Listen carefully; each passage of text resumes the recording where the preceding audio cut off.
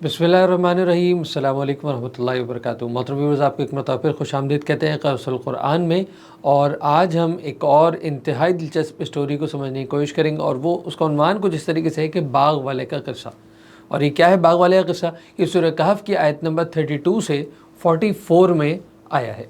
आइए शुरू करते हैं। अल्लाह सुब्हानहू व तआला ने सूरह कहफ़ में एक बाग़ वाले का ज़िक्र फरमाया है, जिसे अल्लाह सुब्हानहू व तआला ने दो बेहतरीन बाग़ात अता फरमाए थे।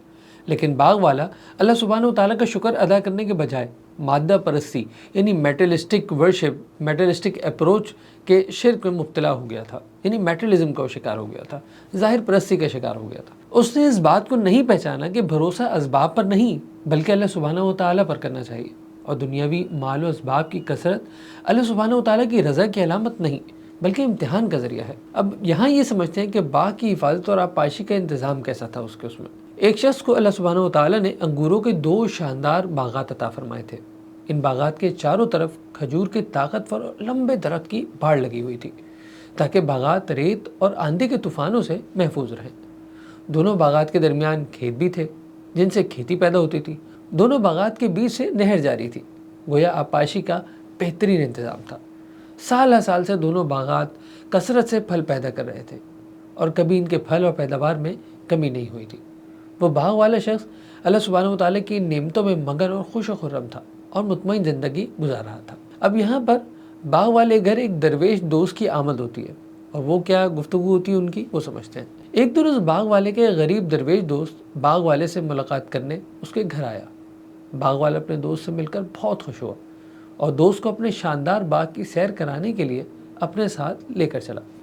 वो दोनों बाग़ की तरफ चलने लगे, और वो रास्ते में एक दूसरे से बातें भी करते जा रहे थे। अब यहाँ पर इनका जो मुकालमा हुआ, जो बातचीत हुई, डायलॉग हुआ, वो समझते हैं। बाग़ वाले का इज़हार तकब्बुर और इनकार आखिरत। जब दोनों दोस्त बाग़ में दाखिल हुए तो बाग़ वाला शख्स अपने दरवेश दोस्त से कहने लगा कि ये बाग़ मेरी बेहतरीन मनसूबाबंदी यानी बेहतरीन प्लानिंग और मेहनत का नतीजा है। साथ ही बाग़ वाले ने अपने मालो दौलत पर तकब्बुर करते हुए अपने दोस्त से कहा, मैं तुमसे कहीं ज़्यादा मालदार और शान व शौकत वाला हूँ। वो अपने बाग़ पर फ़ख्र करते हुए मज़ीद कहने लगा कि मेरा ये ख्याल है कि बाग़ कभी बर्बाद नहीं होगा, और ना ही कभी क़यामत कायम होगी। बिलफ़र्ज़ अगर क़यामत कायम हो भी गई और मुझे अल्लाह सुब्हानहू व तआला के पास वापस जाना भी पड़ा, तो मेरे अंदर कोई तो ऐसी ख़ास बात मौजूद है जिसकी वजह से अल्लाह सुब्हानहू व तआला ने मुझे इस दुनिया में इतना कुछ दिया। यकीनन मेरी इसी ख़ास खूबी की वजह से अल्लाह सुब्हानहू व तआला मुझे आखिरत में भी इससे भी ज़्यादा देगा, और तुम यहाँ भी गुर्बत में मुब्तला हो और आखिरत में भी महरूम ही रहोगे। अब ये जो दरवेश दोस्त है, ये नसीहत आमूज़ जवाब देता है, अल्लाह सुब्हानहू व तआला का शुक्र अदा करने की तलक़ीन करता है। जब वो दोनों बाग़ में टहल रहे थे तो बाग़ वाले को इसके दरवेश दोस्त ने समझाते हुए जवाब दिया कि जब तुम अपने बाग़ में दाखिल हुए तो तुमने ये क्यों ना कहा कि जो अल्लाह सुब्हानहू व तआला को मंजूर होता है वही होता है। अल्लाह सुब्हानहू व तआला की तौफ़ीक़ के बगैर किसी को कुछ करने की ताकत नहीं है। तुमने ये भी क्यों ना कहा कि ये बाग़ और दौलत अल्लाह सुब्हानहू व तआला की अता है, मेरा कमाल नहीं। तुमने तो अल्लाह सुब्हानहू व तआला के दिए हुए इस बाग़ को अपनी मेहनत और मनसूबाबंदी का नतीजा करार देकर अल्लाह सुब्हानहू व तआला के फजल व करम का बिल्कुल ही इनकार कर दिया। वो अल्लाह सुब्हानहू व तआला जिसने हज़रत आदम अलैहिस्सलाम को मिट्टी से और तुम्हें नुतफ़े से पैदा फरमा कर पूरा इंसान बनाया, यानी हाथ, पाँव, दीगर अज़ा की सलामती के साथ तुम्हें पैदा फरमाया और तुम्हें हर तरह की माजूरी से बचाया, तुम्हें तो उस अल्लाह सुब्हानहू व तआला को हरगिज़ नहीं भूलना चाहिए। मैं तो सिर्फ़ अल्लाह सुब्हानहू व तआला ही को अपना परवरदिगार समझता हूँ। मुझे यकीन है कि मुझे महज अपने फजल व करम से हर खैर अता फरमाता है। मैं उसी अल्लाह सुब्हानहू व तआला का शुक्र अदा करता हूँ और किसी को अल्लाह सुब्हानहू व तआला का शरीक नहीं ठहराता। अब नेक्स्ट जो चैप्टर है हमारा, उसका उन्वान है बाग़ वाले को अल्लाह सुब्हानहू व तआला की नाराज़गी से ख़बरदार करना। दरवेश दोस्त ने बाग़ वाले को समझाया कि दुनिया का माल व असबाब तो इंसान की आजमाइश और इम्तिहान के लिए है कि वो अल्लाह सुब्हानहू व तआला का शुक्र अदा करता है या उसकी नाफरमानी करता है। किसी को ज़्यादा और किसी को कम देकर आजमाइश में डाला जाता है। दरवेश दोस्त ने कहा कि अगर तुम्हारा ख्याल ये है कि मैं माल और औलाद में तुमसे कम हूँ, तो मुझे उम्मीद है कि अल्लाह सुब्हानहू व तआला मुझे तुमसे भी ज़्यादा माल और औलाद अता फरमा दे।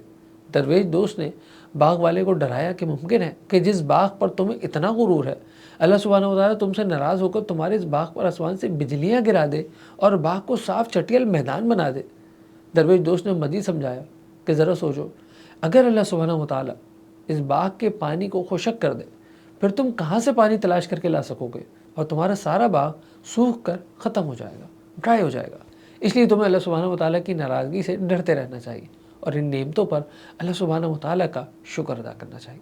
اب یہاں اگلا جو چیپٹر ہے اس کا عنوان ہے کہ باغ والے کا انجام کیا ہوا۔ باغ والے پر اس مخلص دوست کی نصیحتوں کا کچھ اثر نہ ہوا، چنانچہ اس کے باغ پر اللہ سبحانہ و تعالیٰ کے حکم سے آسمان سے ایک آگ آئی جس نے سارا باغ جلا ڈالا۔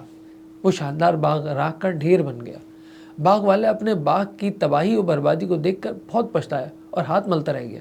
ذرا سوچیے تو صحیح، یعنی عیش کے طور پر اگر وہ دکھ رہا ہو، یعنی ASH عیش اگر وہ دکھ رہا ہو، وہ باغ اتنا بہترین سا، رائٹ اور لیفٹ میں جو ہے درخت لگے ہوئے ہوں، کھجوروں کے بیچ میں جو ہے وہ باغ ہو اور اس میں نہر بھی بہہ رہی ہو، اور اب وہ کیا ہو، اسموک، عیش، اس کی کیا کیفیت ہوگی؟ اس کی منصوبہ بندی، محنت، سرمایہ سب برباد ہو گیا۔ اور وہ کہنے لگا کہ کاش میں اللہ سبحانہ و تعالیٰ کے ساتھ کسی کو شریک نہ ٹھہراتا۔ اس تباہی سے نہ کوئی گروہ سے بچا سکا اور نہ ہی وہ اس بربادی کا کسی سے بدلہ لے سکا۔ اب یہاں پر یہ سمجھتے ہیں کہ باغ والے کے اس قصے سے ہمارے لیے کیا سبق ہے۔ ہمیں خیر و بھلائی کو اللہ سبحانہ و تعالیٰ کا فضل سمجھنا چاہیے، اپنی ذہانت، محنت اور اسباب پر نہیں، بلکہ ہر وقت اللہ سبحانہ و تعالیٰ پر بھروسہ کرنا چاہیے، کیونکہ حقیقتاً اور مستقلاً مددگار اللہ سبحانہ و تعالیٰ ہی ہے۔ اور یاد رکھنا چاہیے کہ اللہ سبحانہ و تعالیٰ اپنی نعمتیں جب چاہے ہم سے واپس لے سکتا ہے۔ دنیا دارالامتحان ہے جس میں ہر لمحے مختلف انداز سے ہمارا امتحان ایگزام ہوتا رہتا ہے۔ ہم اللہ سبحانہ و تعالیٰ کی نافرمانی کرتے ہیں یا فرمانبرداری کرتے ہیں۔ ہمیں اللہ سبحانہ و تعالیٰ کی نعمتوں پر تکبر نہیں بلکہ اس کا شکر ادا کرنا چاہیے اور اس کے عذاب سے ڈرتے رہنا چاہیے۔ محترم ویورز، آج ہم نے اس باغ والے کا قصہ سنا۔